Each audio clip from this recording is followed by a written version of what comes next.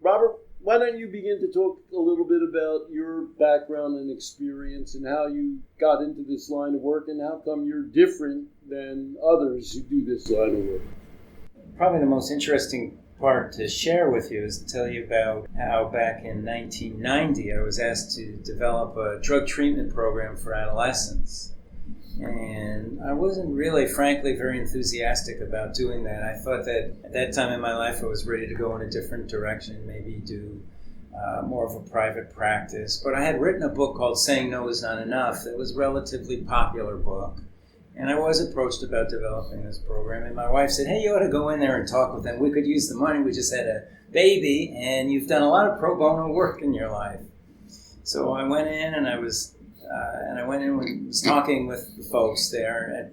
It was a treatment agency in Tucson, Arizona. And I said, if you have a program with adolescents, there are three things. Number one, you can't promise drug-free kids overnight. It ain't going to happen. And you can't make people quit using drugs. Two, I said, any approach to working with adolescents has to be developmentally appropriate.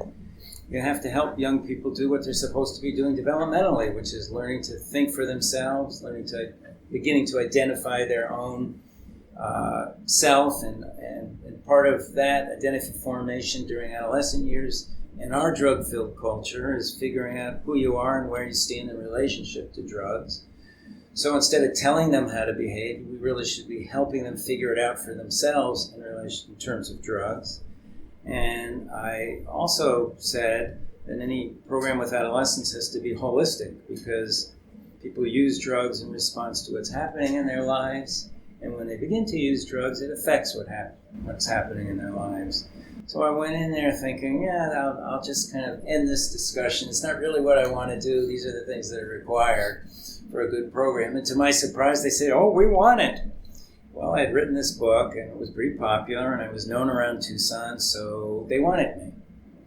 So I thought I would just go out, look around the country, find a good program, bring it off the shelf, and bring it back to Tucson. And I started looking around, and what I basically found was watered-down 12 steps.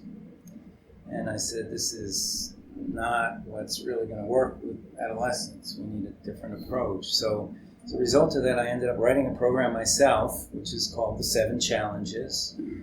And I started developing it locally.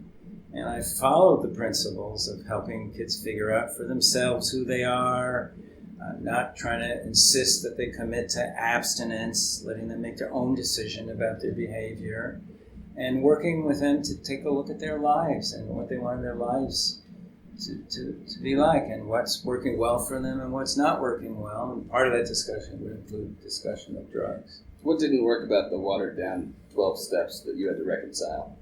Well, the problem with that, there are a lot of problems. One is that there's still, those programs basically were telling young people that they had this disease, that they would have it for the rest of their lives.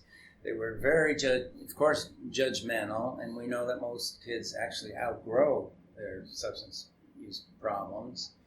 Also, the message they were giving adolescents was you were powerless, and I think that's one of the worst messages to give to young people who are trying to take their power in this world. And frankly, it's one of the, in my opinion, worst messages to give to people who are feeling vulnerable and struggling with drugs, to tell them that they're powerless.